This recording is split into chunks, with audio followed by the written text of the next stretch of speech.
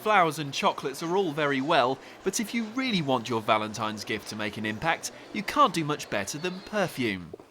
Dr. Steve Van Toller, who's been researching the psychology of scents and odours for more than 30 years, says it's all to do with the way our brains are wired.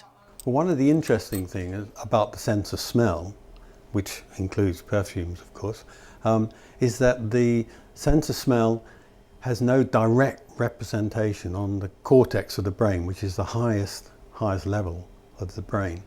And as such, it's always thought to be insignificant as far as humans are concerned.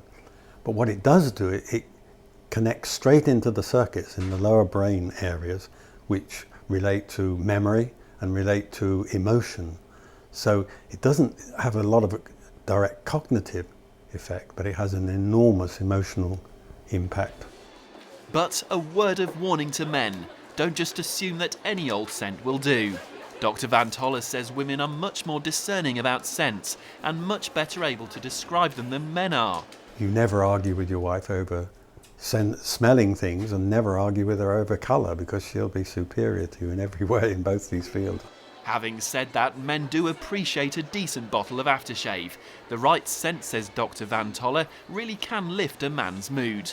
In our early days of research, we asked people, why do you take aftershave? We were asking men.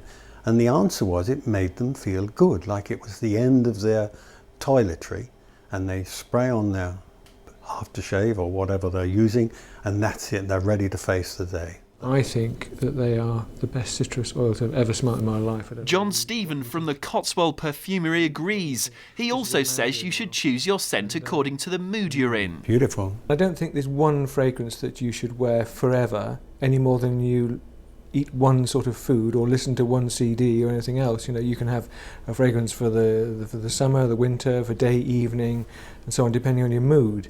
The important thing is that you choose that fragrance from an informed basis.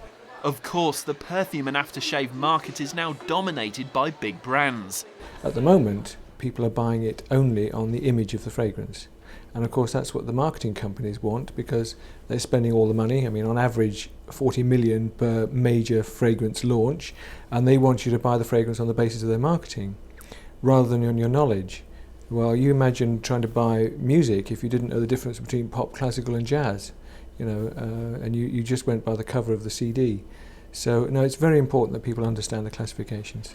When you go into a shop, you need to say, okay, what have you got in the sheep line, or what have you got in the aldehydic fragrances? And then people will have to answer those questions, and it'll move on from there.